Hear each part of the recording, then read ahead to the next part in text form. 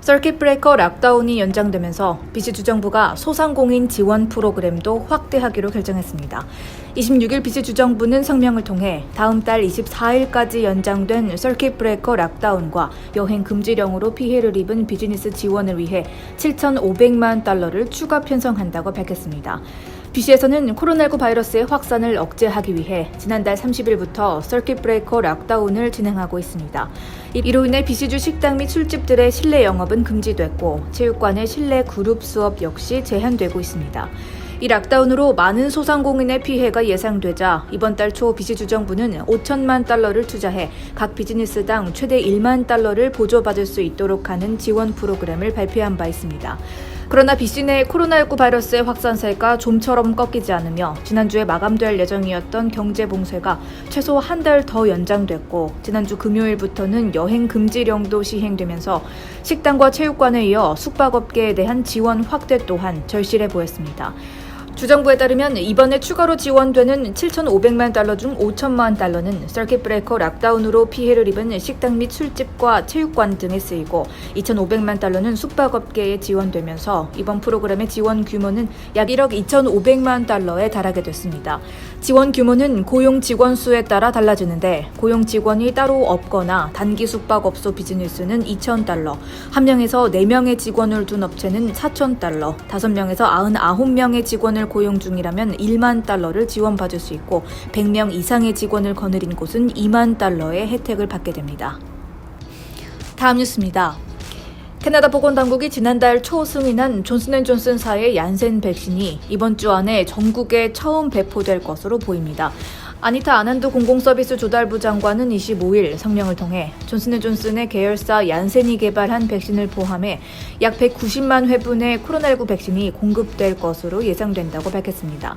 당국에 따르면 얀센 백신 물량은 이번 주 약 30만 회분이 공급되며 화이자 백신은 100만 회분 이상, 모더나 백신은 65만 회분이 수급될 예정입니다.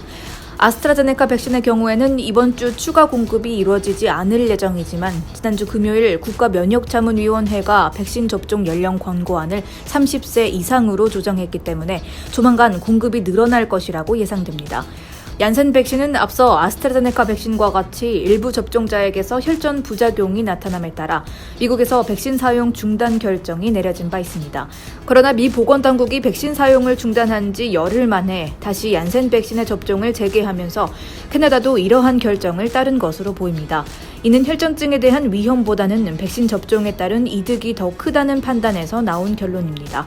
CDC 자문위에 따르면 얀센 백신으로 인한 혈전증과 혈소판 감소증의 위험은 800만 명당 15명으로 매우 적은 것으로 집계됐습니다. 또한 아스트라제네카 백신과 얀센 백신은 최근 볼티모어 윅탁 생산 공장에서 오염 가능성이 제기되면서 생산이 중단되기도 했는데 이와 관련해 캐나다 보건부는 이 두 백신이 안전하다는 확약을 제공하겠다는 성명을 발표했습니다. 다음 소식입니다. 비버가 케이블선을 훼손해 한 작은 마을의 인터넷 서비스가 이틀에 걸쳐 먹통이 되는 해프닝이 일어났습니다.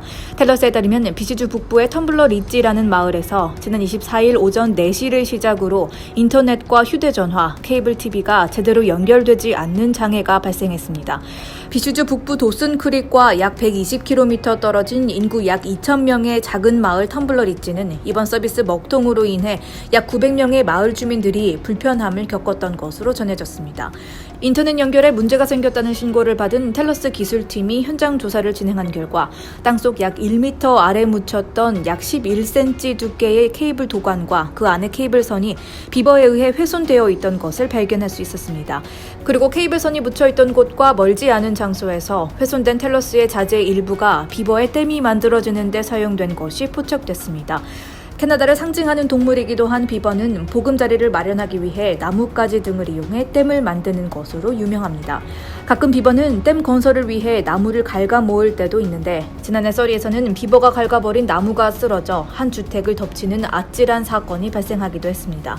그러나 이번에는 비버가 나뭇가지보다 더 튼튼한 도관과 케이블선을 이용해 기존보다 더 튼튼한 댐을 건설했다는 설명입니다.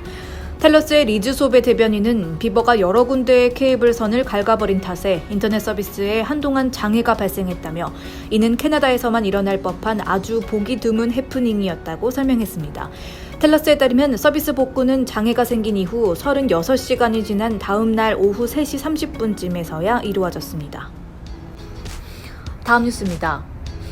10대들 간의 패싸움 도중 칼에 맞아 중태에 빠졌던 15세 소년이 결국 숨졌습니다. 밴쿠버 경찰 BPD에 따르면 토요일이었던 지난 24일 오후 1시 30분쯤 밴쿠버 알마 스트릿과 웨스트 12 애비뉴 선상에 위치한 알몬드 파크에서 두 10대 그룹 간의 싸움이 일어났습니다.